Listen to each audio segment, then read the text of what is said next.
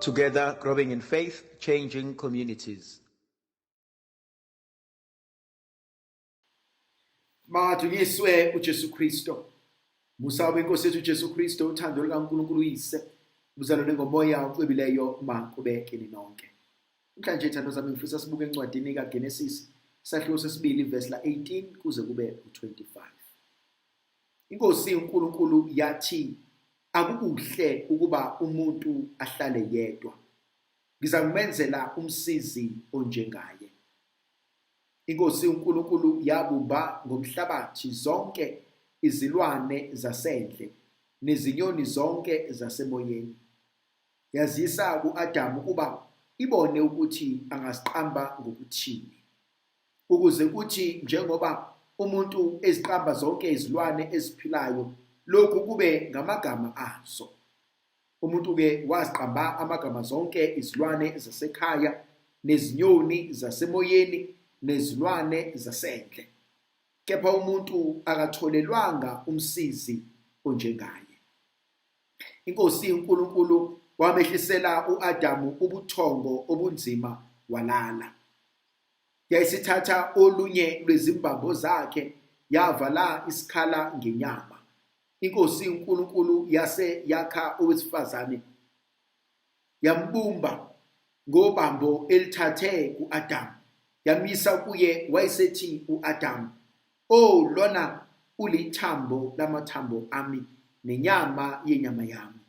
Uyabizwa ngokuthi indodakazi, ngokuba uthathwe endodeni." Ngalokho indoda iyakushiya uyise nonina, inamathele kumkayo, bobabili bayakuba muntu munye. Babehambaze bobabili u-Adamu nomkakhe, bengazinyezi ngalutho. Ngithanda le ndaba esisondela kuyona namhlanje.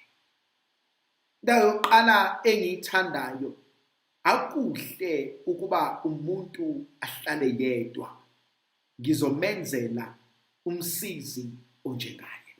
Yazi ngibuka uthando lukaNkulunkulu, ubuhlakani bukaNkulunkulu. uNkulunkulu sehlalile wambuka u-Adamu, wambuka eyedwa, wamzwela. Yazi ngiyaye ngithi uNkulunkulu uyasazi. Usazi isikhuluma, usazi sithule, usazi sihleka, usazi sijabule, usazi siso sizini.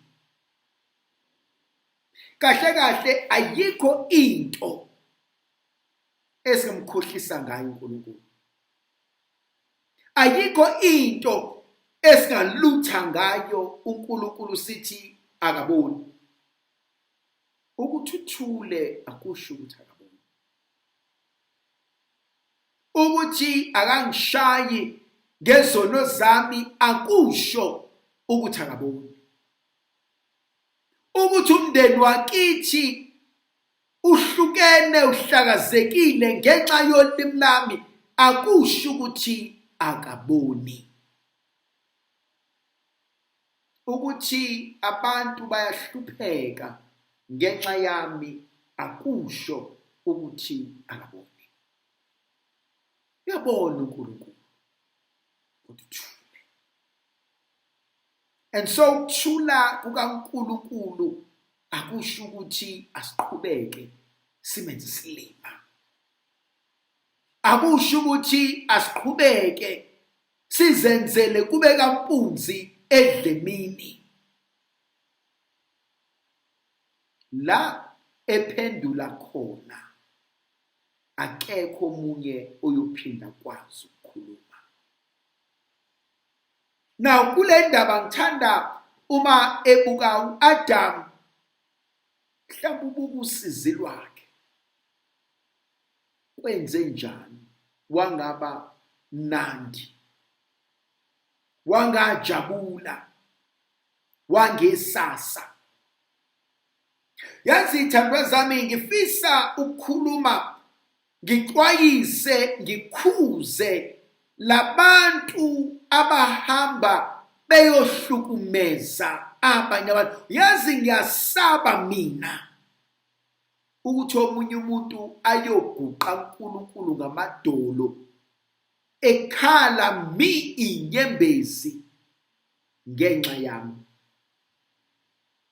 Yazi khona abantu besifazane abahamba bathatha amadoda abantu, amadoda aze angabondli amakhosikazi nabantwana, baze bafaka amadivosi, baze bangene esithenjini abangasiplananga. Hey, ngiyayisaba inyembezi zalowo muntu wesifazane mewukuthi umuntu wesifazane okhulekayo. Ngoba lezo inyembezi zaleyo nkosikazi ngelinye ilanga ziyophenduka udaka empilweni yakho. Noma ingasenzekanga kuwena, kodwa ziyokwenzeka kubantwana bakho.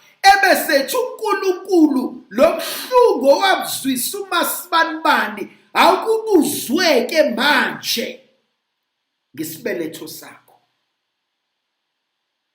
Ngiyamsaba mina umuntu okwazi ukuyochitha umuzi womunye umuntu maqedana ahlala nethezeka jabule. Ukuthi uNkulunkulu thule akusho ukuthi akaboni. Ukuthi uNkulunkulu thule akusho ukuthi akawabona amanyala ethu. uNkulunkulu uthi akuhle ukuthi uAdam ahlale yedwa. Athi ngizomenzela umsizi onjengaye, ngizomenzela umsizi azohamba naye kule ndlela. Yazi kunabantu abafika empilweni yethu ngoba bayisipho ezivela kuNkulunkulu. Kunabantu uNkulunkulu azobavusa empilweni yakho abazokusiza uqonde ibizelo lakho. Uqonde ubizelweni. Uqonde wadalelwani. Inkinga ukuthi uma sebefika siyakwazi ukubabona. They won't necessarily be abangani bethu. Banye babo bazofika basijoje ngameva, basihlukumeze, badala ukuthi sisukume, badala ukuthi siguqe amadolo sikhuleke, badala ukuthi siqaphele. Ungamzondi wonke umuntu okuhlukumezayo, ngoba kukhona abanye abasuke bengahlukumezi kodwa basuke befuna uvuke emaqandeni. uNkulunkulu ngizodala umuntu ozoba umsizi wakho. Waklebula uNkulunkulu enyameni. Nazi uNkulunkulu mayesefuna ukuthi sikhule uzoklebula enyameni. Ngeke kube mnandi, ngeke kube lula. Kodwa uNkulunkulu mesehlose ukuthi angikhule uzongisusa la ngicomfortable khona. Uzongisusa kwengijwayele, uzongisusa kulokhu obekumnandi kimi. Lapho uNkulunkulu sefuna ukuthi sikhule. Sizwe likaNkulunkulu meqhamuka uEva uthi uAdam nanti ithambo lamathambo ami, nansi inyama yenyama yami, nanku umphefumulo wami phambi kwami. Ngiyakwazi uku-appreciate isipho somunye umuntu empilweni yami. Yazi kunabantu abayithanqazayo, abayikhandlayo, abasebenza kanzima befuna impilo zethu zibe ngcono. Uyawazi nje lo muntu udanki wami. Ngiyabonga mntakama ngongenzela ukudla. Ngiyabonga mntakama ngokungayinela. Ngiyabonga mntakama ngokungiqoqela. Ngiyabonga ngani yakwethu ngokungikhulisa. khona abanye abantu asebesenzele okuningi kodwa bawazi ngiyabonga wethu. Sibenza bafile ezivele kumsebenzi wabo. Ngiyabonga mawami ngokungikhulisa. Ngiyabonga baba ngokungenza lokho engikona. Ngiyabonga gogo ngokunginakekela. Ngiyafikazi izwi labenathi sibuso sizivikele isikhayisele sinika amandla nomusa nothando negrasela kaNkulunkulu ngegama likaYise benendodana nomoya ocwebileyo.